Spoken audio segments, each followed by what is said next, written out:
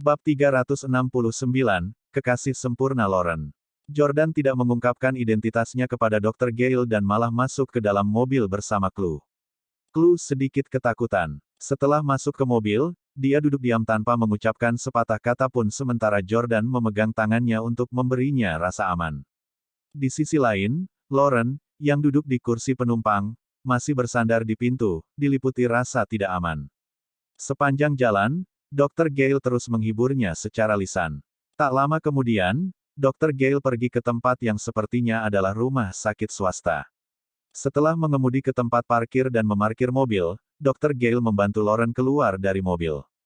Jordan juga membawa Chloe keluar dari mobil, dan baru pada saat itulah dia melihat nama rumah sakit pada tanda di samping taman. Itu bernama, Rumah Sakit Perdamaian. Jordan tahu bahwa itu bukan rumah sakit besar biasa, jadi dia bertanya kepada Dr. Gale, "Dokter macam apa Anda?" Dr. Gale berkata dengan sangat percaya diri, "Saya psikiater terbaik di seluruh DC. Tidak, seluruh AS." Setelah mengatakan itu, Dr. Gale membawa Lauren ke dalam gedung dan kemudian ke kantor pribadinya. Ruang kantornya sangat mewah dan unik, yang sama sekali tidak dapat ditemukan di rumah sakit lain. "Nona Howard sedang syok sekarang dan saya harus menghipnotisnya sekarang agar dia bisa segera beristirahat. Tolong bawa putrimu keluar sebentar." Petik 2. Kata Dr. Gale pada Jordan. "Aku tidak ingin jauh dari Mommy," kata Chloe. Jordan juga tidak ingin meninggalkan Dr. Gale sendirian dengan Lauren. Dia menemukan bahwa mereka berdua sangat dekat dan dokter mengetahui kondisi Lauren lebih baik daripada Jordan. Untuk beberapa alasan, Jordan sebenarnya merasa sedikit cemburu. Jordan berkata terus terang, "Dokter Gale, maafkan aku tidak mempercayaimu." Pada saat ini, Dr. Gale mengambil remote control dan mengarahkannya ke jendela, setelah itu dia menekan sebuah tombol. Baru kemudian Jordan menyadari bahwa transparansi jendela dapat disesuaikan. Dr. Gale berkata, "Anda dapat melihat ke dalam melalui jendela." Pada saat ini, Jordan akhirnya membawa Chloe keluar dan mereka berdua berdiri di luar jendela, menjaga mata mereka tetap tertuju pada ruangan sepanjang waktu. Di sisi lain, Dr. Gale menyuruh Lauren untuk berbaring di sofa yang sangat nyaman, setelah itu dia mulai menghipnotisnya. Segera, Lauren menutup matanya dan tertidur lelap. Dr. Gale menutupi Lauren dengan selimut lalu berjalan keluar ruangan. "Sudahkah Anda memberitahu keluarga Howard?" Dr. Gale bertanya pada Jordan. Jordan menggelengkan kepalanya dan berkata, "Saya tidak punya nomor telepon mereka." Petik 2. Dr. Gale terkejut, dan dia bertanya, "Bagaimana mungkin? Bukankah kamu pengawal keluarga Howard?" Pada saat ini, Chloe mengambil inisiatif untuk mengatakan, "Dia bukan pengawal tetapi petugas keamanan yang adalah ayahku." Petik 2. "Apa katamu?" Dr. Gale tiba-tiba terkejut. Baru kemudian Jordan mengungkapkan identitasnya. "Ya, saya ayah biologis Chloe." Dr. Gale langsung murka. Jadi kebajingan yang menyakiti Nona Howard saat itu. Jordan mengerutkan kening dan bertanya, "Bagaimana kamu belajar tentang ini?" Karena masalah ini menyangkut reputasi Lauren dan keluarga Howard, mustahil bagi orang biasa untuk mengetahuinya. Alih-alih menjelaskan, Dr. Gale terus memarahi Jordan, "Tahukah Anda betapa parahnya Anda menyakiti Nona Howard saat itu? Jika bukan karena Anda, Nona Howard tidak akan mengalami gangguan ini hari ini. Anda penjahat, saya akan memberi Anda pelajaran yang bagus untuk Nona Howard." Petik 2. Dalam sekejap, Dr. Gale mengangkat tinjunya dan mengayunkannya ke arah Jordan. Namun, Jordan tidak menghindar dan malah meraih pergelangan tangan Dr. Gale dengan satu tangan, membuatnya tidak bisa bergerak. Jordan berkata, "Dr. Gale, tanganmu bagus untuk menyembuhkan pasien, tapi bertarung bukanlah keahlianmu." Petik 2. Karena Lauren sangat mempercayaimu, aku tidak akan memukulmu, tapi kamu harus memberitahuku segalanya tentang Lauren dan kondisinya. Jordan sangat ingin tahu apa yang salah dengan Lauren dan alasan reaksi ekstremnya. Dia ingin tahu apakah itu ada hubungannya dengan dia. Dr. Gale kesakitan karena betapa kerasnya Jordan mencengkeramnya. Dia melirik Chloe dan bertanya, "Kamu tidak ingin meninjau masa lalumu yang gemilang di depan putrimu, kan?" Petik 2. Jordan menepuk kepala Chloe dan berkata, "Chloe, ibu baru saja terkejut dan sekarang tertidur. Masuk ke dalam dan tidur di sebelahnya sebentar, oke?" Petik 2. "Oke." Chloe sangat bijaksana dan patuh. Dia berjalan dengan tenang dan duduk di kursi lain untuk melihat Lauren, yang tertidur lelap. Chloe benar-benar putri paling bijaksana di dunia. Petik 2. Dr. Gale berkata dengan emosional sebelum melanjutkan, ikutlah denganku. Dr. Gale membawa Jordan ke kamar sebelah dan kemudian membuka tirai. Dia kemudian membuka jendela dan menyalakan sebatang rokok. Jordan tidak bisa menahan diri untuk tidak bertanya, apa sebenarnya hubunganmu dengan Lauren? Kenapa kamu tahu banyak tentang dia?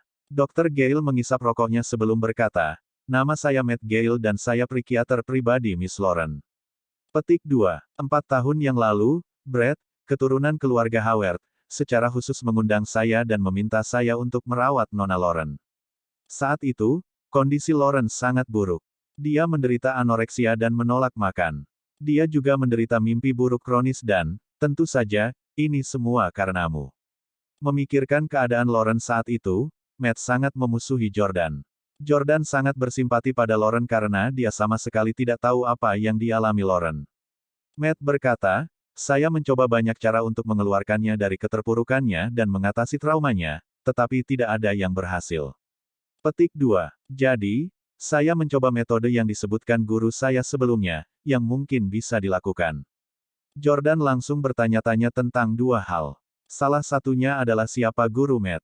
Meski masih muda, Matt sebenarnya berani mengklaim dirinya sebagai psikiater terbaik di AS dan juga memiliki jabatan yang cukup impresif.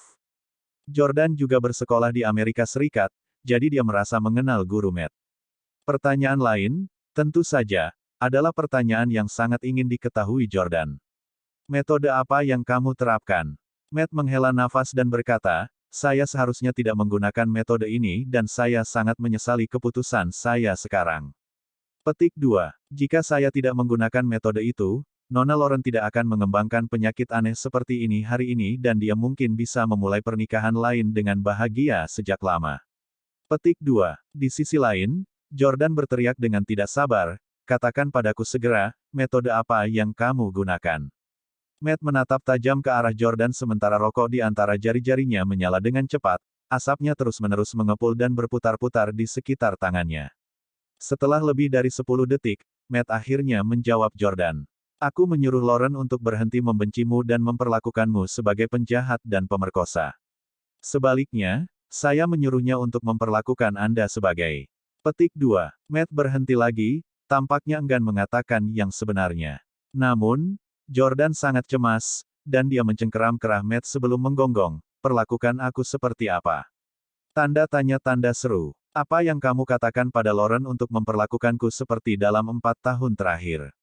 Berbicara, Jordan berteriak sekuat tenaga karena dia sangat terganggu dengan masalah ini. Matt menelan ludahnya dan berkata, sebagai kekasih yang sempurna. Bab 370, mengekspos Lauren. Jordan tercengang setelah mendengar kata-kata, kekasih yang sempurna. Dia perlahan-lahan melonggarkan cengkeramannya pada kemeja Matt. Jordan membeku di tempat dan berbisik pada dirinya sendiri, sempurna, kekasih. Dia berpikir bahwa Dr. Gale akan memberitahu Lauren untuk memperlakukannya sebagai penjahat yang telah melakukan kejahatan keji, jadi Jordan tidak menyangka dia akan memberitahu Lauren untuk memperlakukannya sebagai kekasih yang sempurna. Matt menjelaskan, saat itu, tidak mungkin membuat Lauren benar-benar melupakan kejadian tidak menyenangkan itu. Satu-satunya solusi adalah mengubah cara dia memandang kejadian itu, dan terutama cara dia melihatmu. Petik 2. Jika dia tidak lagi melihat Anda sebagai penjahat dan orang asing yang melakukan kejahatan tetapi sebagai pacarnya, calon suaminya, cinta dalam hidupnya, dan orang yang paling dekat dengannya, akan mudah baginya untuk menerima ini. Kejadian. Jadi, saya melakukan hipnoterapi padanya setiap hari, dan saat menghipnotisnya, saya memanfaatkan kesadarannya sehingga dia benar-benar akan mengubah pendapatnya tentang Anda. Aku memuliakanmu sebagai pria paling sempurna di dunia dan pria yang paling dia cintai. Saya juga mengagungkan kejadian itu sebagai lelucon kecil dan hiburan antara kekasih yang Anda berdua nikmati. Petik 2. Terus terang, metode ini seperti implan memori di Inception. Saya tidak yakin pada awalnya, tetapi yang mengejutkan saya, bimbingan kesadaran berjalan dengan lancar. Hanya butuh seminggu baginya untuk menerima bahwa kamu adalah kekasihnya yang sempurna. Mendengarkan penjelasan Matt, Jordan pun tidak bisa menahan diri untuk tidak mengingat adegan saat mereka pertama kali bertemu.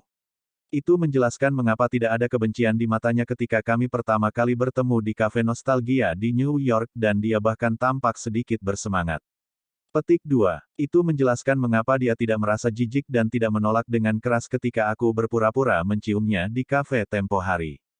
Ternyata selama ini, dia memperlakukanku sebagai kekasihnya yang sempurna dan melihatku sebagai pacarnya. Petik 2. Baru kemudian Jordan memahami kebenaran masalah ini. Bukan karena Lauren cukup murah hati untuk tidak menyalahkannya atas insiden itu, apalagi dia menganggap dirinya murahan atau memiliki jimat khusus. Sebaliknya, kesadaran dan persepsi Lauren tentang insiden itu telah diubah.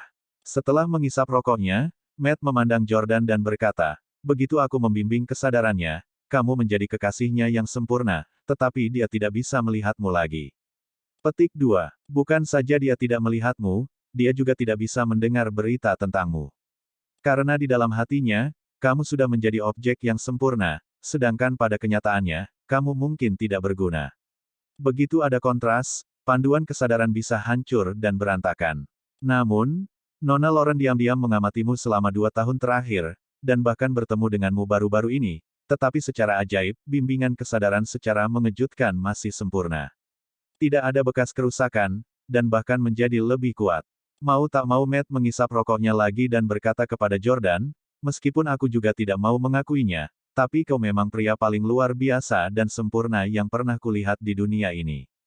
Petik 2. Matt tidak mau memuji Jordan, tapi sebenarnya mengagumi Jordan jauh di lubuk hati. Laki-laki macam apa, tepatnya, yang paling cocok dengan karakteristik laki-laki fiksi yang hidup dalam fantasi Lauren? Matt melihat Jordan secara langsung hari ini dan memahami sesuatu. Padahal, Jordan memang luar biasa dalam segala aspek, baik itu penampilan, latar belakang keluarga, kemampuan, karakter, selera, atau gaya. Dengan demikian, dia memang sosok yang tidak bisa membuat wanita tertarik. Jordan bertanya, "Dokter Gale, kamu baru saja mengatakan bahwa Lauren memiliki penyakit, tapi apa maksudmu? Mengapa dia bereaksi begitu intens ketika seseorang mencoba mengambil kebebasan dengannya? Mengapa reaksinya bertahan begitu lama?" Matt menghela nafas dan menjelaskan, "Seperti yang saya katakan sebelumnya, dia telah memutuskan bahwa Anda adalah satu-satunya kekasih dan pasangannya, jadi tidak mungkin baginya untuk menerima pria lain." Petik 2. Jika seseorang mencoba untuk memilikinya dengan paksa, dia akan bereaksi lebih kuat daripada orang biasa, karena itu akan mengingatkannya pada kejadian tidak menyenangkan 4 tahun lalu, dan saya mengacu pada kenyataan yang dia lihat sebelum bimbingan kesadaran. Petik 2. Lauren selalu tahu apa yang sebenarnya terjadi dan bahwa kamu bukan pacarnya. Dia bisa mengontrol keseimbangan antara keduanya dengan sangat baik. Jika seseorang secara paksa memilikinya, itu akan mengganggu keseimbangan. Kata-kata Matt tidak jelas dan Jordan tidak begitu mengerti. Jadi, Matt berkata dengan singkat, "Sederhananya, Anda adalah satu-satunya pria di dunia yang dapat ditiduri oleh Miss Lauren. Pria lain tidak bisa." Jordan sangat terkejut sehingga dia mundur selangkah, terperangah oleh kebenaran. Lauren adalah kecantikan tertinggi DC yang terhormat, yang memiliki banyak pelamar dan pria yang tak terhitung jumlahnya untuk dipilih. Namun, dia hanya bisa memilih Jordan. Tidak heran dia tidak pergi untuk kencan buta yang diatur keluarganya untuknya. Baru kemudian Jordan mengerti alasan Lauren. Bukan karena dia menyendiri dan dingin, atau dia tidak mau melupakan kejadian itu dan menerima hubungan baru. Itu karena dia tidak bisa. Situasinya tidak memungkinkan dia untuk menerima pria lain. Jordan sepertinya terukir di tubuh Lauren, karena sebagian dari dirinya akan hilang begitu Jordan pergi. Itu adalah pukulan yang sangat besar bagi Lauren. Jordan sepertinya terukir di tubuh Lauren. Kenapa wanita bodoh itu, Lauren, tidak memberitahuku tentang ini? Jordan tidak tega membiarkan Lauren menderita. Memikirkan bagaimana Lauren diam-diam mencintainya dan memperlakukannya sebagai kekasih yang sempurna dalam beberapa tahun terakhir, dia tidak bisa tidak merasa kasihan padanya. Dalam 3 tahun terakhir, dia telah menjadi menantu keluarga Chambers. Seandainya dia tahu sebelumnya, dia akan bersama dengan Lauren sebagai gantinya. Jordan tiba-tiba memikirkan pernikahan Lauren dan Chris sehingga dia bertanya dengan cemas, "Kamu mengatakan penyakit Lauren membuatnya tidak mungkin untuk memiliki hubungan intim dengan pria kecuali aku, tetapi dia sekarang akan menikahi Chris."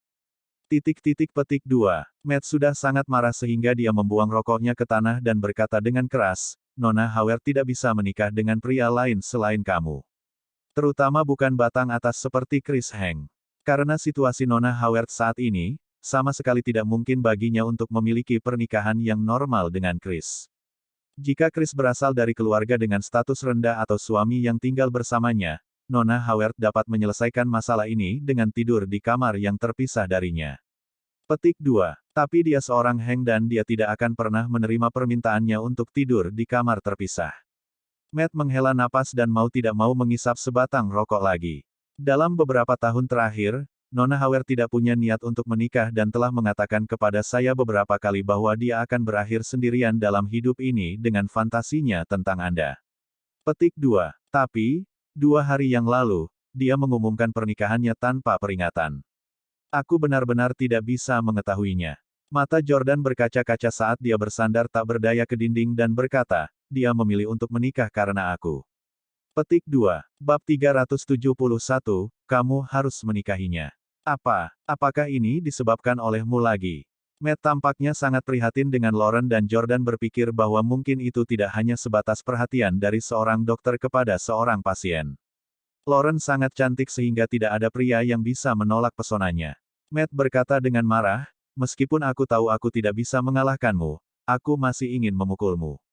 Petik 2. Matt benar-benar berani dan kurang ajar untuk mengayunkan tinjunya ke Jordan untuk memukulnya, meskipun tahu bahwa Jordan sangat tangguh dan kuat. Lagi pula, kekuatannya tidak menyakiti atau mengganggu Jordan sama sekali, dan Jordan sama sekali tidak peduli dengan pukulan ringan dari Matt. Jordan bahkan berharap dia bisa memukulnya beberapa kali lagi sehingga dia bisa menebus kerusakan yang dia lakukan pada Lauren. Matt berkata, jika Anda masih seorang pria, Anda harus menikahi Lauren. Bertanggung jawab untuknya daripada membiarkan dia menikah dengan pria lain. Dia tidak akan senang menikahi pria lain kecuali kamu. Bahkan, Matt juga masih lajang dan sangat menyayangi Lauren. Namun, dalam 4 tahun terakhir, dia tidak pernah berani memendam pikiran yang tidak pantas tentang Lauren dan tidak pernah berani mendekatinya. Bukan karena keluarga Lauren dihormati dan berkuasa, tetapi karena Matt tahu dengan jelas bahwa Jordan adalah satu-satunya orang yang dicintai Lauren. Jordan tidak mengatakan apa-apa. Bagaimana mungkin orang luar tahu tentang hubungan setiap orang? Jika dia menikahi Lauren karena simpati, apa yang akan terjadi pada Victoria? Dia tidak bisa menyelamatkan satu wanita dan kemudian menyakiti yang lain di belokan berikutnya. Aku akan menemaninya. Jordan berdiri dan berjalan keluar kamar sebelum pergi ke tempat Lauren sedang beristirahat. Chloe masih menatap ibunya dengan mata terbuka lebar. Melihat ibunya sedang tidur, Chloe meletakkan jarinya di bibirnya dan melakukan gerakan, pada Jordan untuk menyuruhnya diam dan membuat langkahnya seringan mungkin ketika dia berjalan, jangan sampai dia mengganggu Lauren saat dia tidur. Jordan sangat berbesar hati untuk Lauren. Dia berjalan perlahan dan pergi dengan langkah kaki yang lembut. Setelah itu, dia memegang Chloe di tangannya. Dia berkata dengan lembut, sayang, mari kita tidur di sini bersama ibu, oke? Baik. Chloe segera berbaring di pelukan Jordan dan tertidur. Setelah dia tertidur, Jordan menggendongnya ke tempat tidur untuk beristirahat sebelum kembali ke sisi Lauren. Sekitar pukul 4 pagi, Lauren tiba-tiba mulai berbicara dalam tidurnya. Tidak, jangan sentuh aku. Jangan sentuh aku. Jordan dengan panik bangun dan memegang tangan Lauren untuk memberinya rasa aman. Setelah itu dia menyalakan lampu ruangan dengan remote control. Tidak apa-apa, Lauren, aku di sini, jangan takut. Jordan memegang tangan Lauren dan menghiburnya. Lauren tersentak bangun dari mimpi buruknya, dan saat dia melihat Jordan ketika dia membuka matanya, dia tiba-tiba melompat ke pelukannya dan memanggil namanya. Yordania. Sambil memeluknya, Jordan menepuk pundaknya dan terus menghibur, aku di sini, aku di sini. Namun, setelah beberapa detik, Lauren tiba-tiba menyadari bahwa dia seharusnya tidak memeluk Jordan dan dengan cepat mundur dengan ekspresi malu. Maafkan aku. Lauren mencoba menjelaskan bahwa dia seharusnya tidak pergi untuk memeluk Jordan. Di sisi lain, Jordan terus memegang tangan Lauren dan berkata, saya mengerti. Aku tahu semuanya. Terus memegang tangan Lauren dan berkata, saya mengerti. Jordan berkata, dokter, Gail telah memberitahuku segalanya tentang kamu memperlakukanku sebagai kekasih yang sempurna. Lauren dengan cepat menarik tangannya dengan malu-malu. Meskipun dia sudah melahirkan, dia masih merasa malu karena dia seorang wanita. Jordan bertanya, Lauren, aku tahu aku tidak pantas menjadi kekasihmu yang sempurna, dan aku ingin berterima kasih padamu karena telah memilih untuk memaafkanku terlepas dari apa yang terjadi di masa lalu, dan karena memperlakukanku sebagai orang penting di masa lalu. Hidup Anda. Jika saya tahu sebelumnya, saya tidak akan pernah mengatakan itu tentang Anda hari itu. Mengapa Anda tidak memberitahu saya tentang ini sebelumnya? Petik 2. Lauren mengacak-acak rambutnya dan berkata, kamu selalu punya istri atau pacar. Anda hanya akan merasa lebih terbebani jika saya memberi tahu Anda. Petik 2. Lauren benar-benar terlalu baik hati. Jordan berkata, Dokter, Gail memberitahu saya bahwa dalam situasi Anda saat ini, saya satu-satunya orang yang dengannya Anda dapat menerima keintiman fisik. Petik 2. Kamu harus membatalkan pernikahanmu dengan Chris. Seorang chauvinis seperti dia tidak akan pernah membiarkanmu tidur di kamar terpisah seperti dia karena dia merasa itu memalukan. Petik 2. Bahkan, Lauren juga sempat resah atas masalah ini. Aku akan mencari waktu yang tepat untuk berbicara dengannya tentang ini. Tanggal pernikahan telah ditetapkan dan kedua keluarga kami terkenal di DC. Kami tidak bisa membatalkan pernikahan begitu saja dan kapanpun kami mau. Tetapi, Jordan masih ingin terus membujuk Lauren, tetapi dia tidak ingin terus membicarakan masalah ini, jadi dia berdiri dan berkata, aku akan ke kamar mandi. Petik 2. Klu bangun pukul 5.30 pagi, dan ketiganya meninggalkan rumah sakit bersama. Jordan berencana untuk sarapan di luar pada awalnya, tetapi Jordan bersikeras agar dia membuatkan sarapan untuk mereka ketika mereka sampai di rumah. Alasannya, Jordan menduga bahwa ide Lauren tentang kekasih yang sempurna haruslah pria yang romantis dan teliti yang akan menyiapkan sarapan mewah dan romantis untuknya. Karenanya, Jordan ingin mewujudkan salah satu fantasi Lauren. Jordan membuat telur mata sapi berbentuk hati untuk Lauren dan Klu masing-masing, dengan sepotong roti berbentuk hati di bawahnya, dihiasi dengan sayuran di sekeliling piring. Itu adalah makanan sederhana yang terbuat dari bahan-bahan sederhana, tetapi sangat romantis dan mewah. Sungguh matahari terbit yang indah. Aku tidak tahan memakannya sama sekali. Petik 2. Lauren tersenyum. Saat ketiganya sedang sarapan dengan gembira dan bercanda satu sama lain, Chris tiba-tiba masuk. Nona Howard, Tuan Heng ada di sini, Felicia si pelayan memberitahu. Chris masuk, hanya untuk melihat mereka bertiga mengobrol dengan riang saat sarapan, merasa sangat tidak senang. Lauren jelas tunangannya. Anda di sini. Apakah kamu sudah sarapan? Apakah Anda ingin bergabung dengan kami? Lauren menyapa. Jika itu gadis normal lainnya, dia mungkin akan bertanya mengapa dia pergi tanpa pamit kemarin, tapi Lauren jelas bukan gadis manja. Namun, Chris bertanya dengan cemberut, Lauren, ku dengar kau tidak pulang tadi malam. Lauren mengangguk dan berkata, saya merasa tidak enak badan kemarin, jadi saya pergi ke rumah sakit. Petik 2. Kamu menghabiskan malam di rumah sakit. Chris tidak begitu percaya karena Lauren tampaknya tidak sakit atau terluka. Ya, jawab Lauren. Bagaimana dengan dia? Tanya Chris sambil menunjuk Jordan. Lauren tidak menyembunyikan kebenaran darinya. Dia menemaniku dan Klu ke rumah sakit. Sejak bawahan Chris dipukuli oleh Jordan terakhir kali, dia tidak mengirim siapapun untuk mengawasi Jordan, jadi dia tidak tahu apa yang sebenarnya terjadi antara Lauren dan Jordan tadi malam. Chris berkata dengan wajah memerah, dia tinggal bersamamu di rumah sakit sepanjang malam. Tentunya kalian berdua tidak tidur di kamar yang sama, kan? Baik Lauren maupun Jordan tetap diam karena mereka memang tinggal di kamar yang sama. Melihat keduanya tidak membantah, Chris tahu bahwa keheningan mereka sama saja dengan mengakui bahwa mereka berbagi kamar yang sama tadi malam. Dia membentak dengan marah, baik, Lauren, kamu tunanganku, tapi kamu tidur dengan pria lain sebelum kita menikah. Beraninya kamu membuatku selingkuh. Tanda seru tanda tanya petik 2. Bab 372, tidur di kamar terpisah. Chris adalah pria yang sangat chauvinistik yang peduli dengan harga diri pria. Setelah mengetahui bahwa tunangannya benar-benar berbagi kamar yang sama dengan pria lain di rumah sakit sepanjang malam, dia menjadi marah. Di sisi lain, Lauren buru-buru berdiri untuk menjelaskan, Chris, kamu perlu bukti nyata sebelum berbicara. Anda tidak tahu apa-apa sama sekali. Siapa kamu sampai mengatakan itu padaku dan Jordan? Petik 2. Jordan juga sangat tidak senang dan mereka bertiga sarapan dengan gembira, tetapi kedatangan Chris mengganggu suasana. Jordan meletakkan peralatan makannya dan berkata kepada Chris, jika kamu suka menjadi istri selingkuh, aku bisa membuatkanmu satu. Apakah kamu ingin aku melakukannya? Anda. Chris sangat marah sehingga dia menggertakkan giginya sambil berpikir pada dirinya sendiri bahwa Jordan benar-benar berlidah tajam. Baik dalam hal berkelahi atau berdebat, Chris bukan tandingannya. Tidak ingin mereka terus berdebat, Lauren menyela, Chris, aku punya sesuatu untuk dikatakan padamu.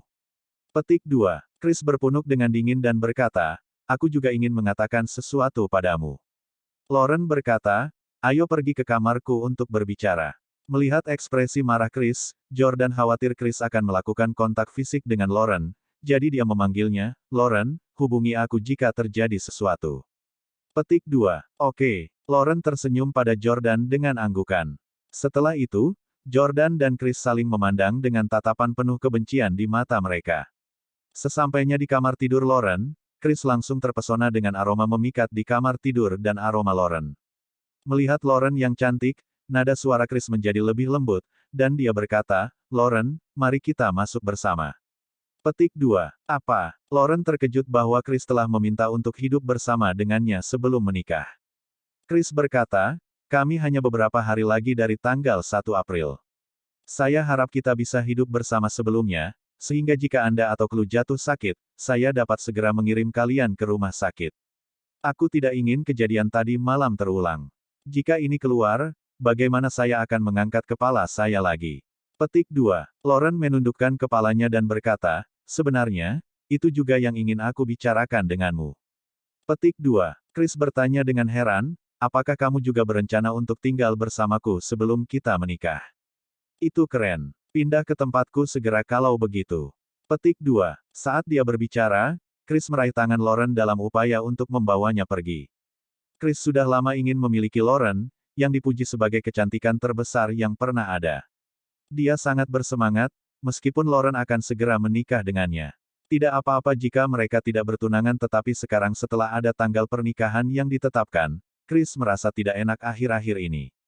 Dia berharap dia bisa hidup 10 hari ini dengan cepat dan melompat ke malam pernikahan mereka di mana mereka akan mewujudkan pernikahan mereka. Lauren melepaskan tangan Chris dan berkata, kamu salah paham. Aku ingin berbicara denganmu tentang hidup bersama setelah kita menikah. Chris langsung bingung. Apa yang harus dibicarakan? Bukankah hanya tepat bagi pasangan yang sudah menikah untuk hidup bersama setelah menikah? Petik 1. Lauren berkata, aku harap kita bisa tinggal di kamar terpisah setelah menikah. Apa katamu? Chris langsung murka. Tinggal di kamar terpisah. Menurutmu aku ini siapa? Apakah Anda pikir saya suami tinggal Anda? Aku akan menikahimu dengan mulia, dan kamu ingin tinggal di kamar yang terpisah dariku. Seperti yang diharapkan Lauren, Chris sangat jijik dengan masalah ini dan merasa bahwa itu adalah penghinaan besar baginya. Jordan juga pernah mengalami situasi itu sebelumnya. Dia telah menikah dengan Hailey selama 3 tahun dan tidak pernah tinggal di kamar yang sama dengannya, yang membuatnya merasa sangat malu.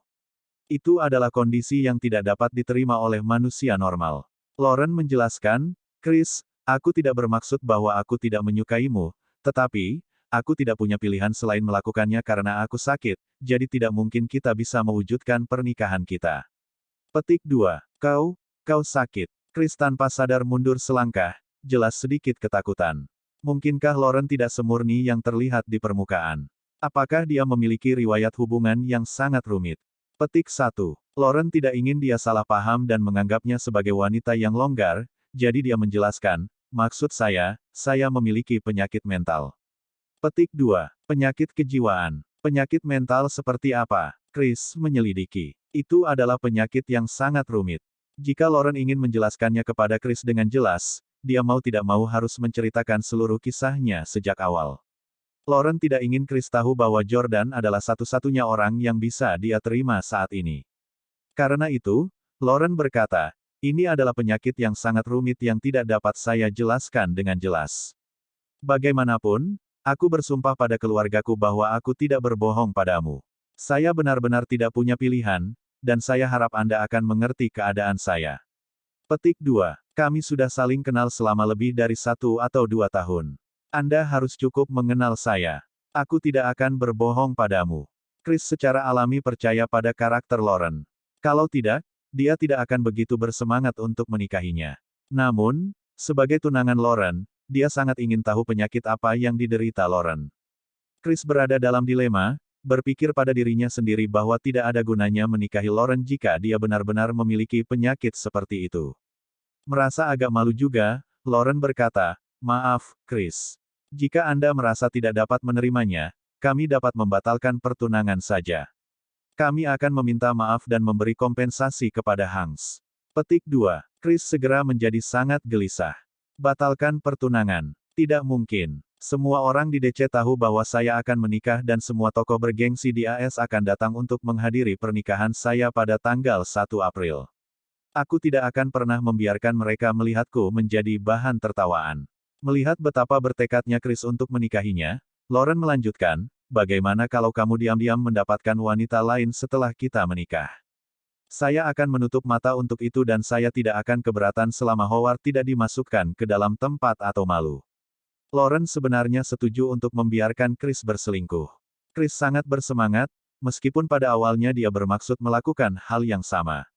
Namun, Chris adalah orang yang sangat munafik, jadi dia langsung membantah, "Bajingan.